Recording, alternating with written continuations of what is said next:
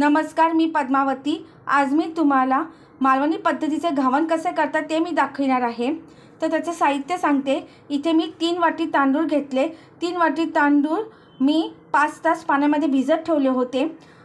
नंतर 5 तास पाण्यामध्ये भिजत ठेवल्यानंतर हे मी तांदूळ स्वच्छ पाण्याने 5 वेळा धुवून घेतले।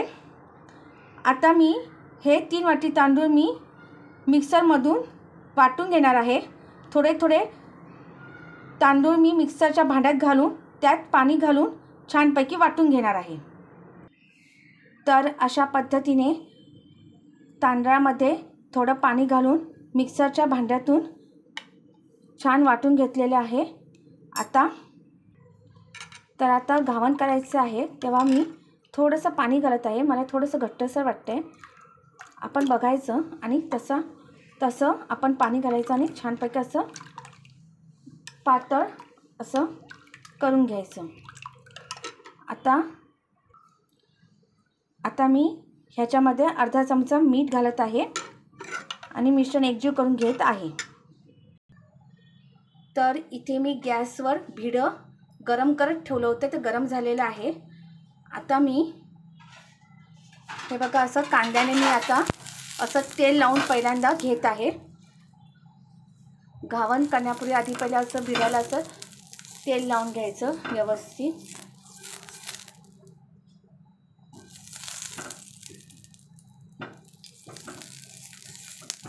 आणि मग आता मी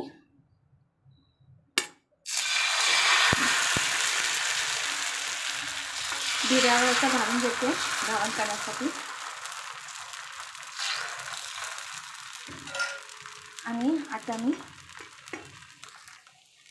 आता मी त्याच्यावर मी टाकली ठेवत आहे। आता 2 मिनिटं थांबूया।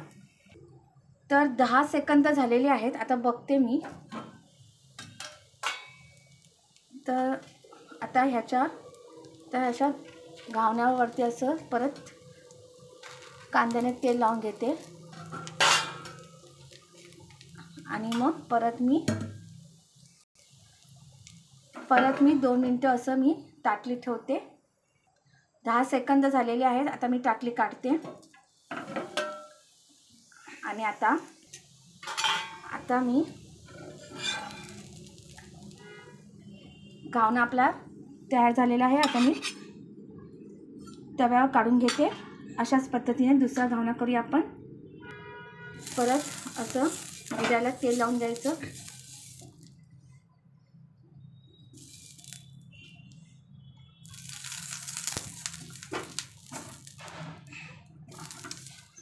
आणि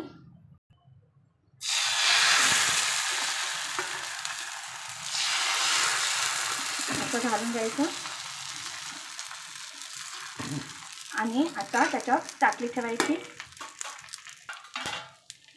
ठेवायची। आता थोडा वेळ थांबूया।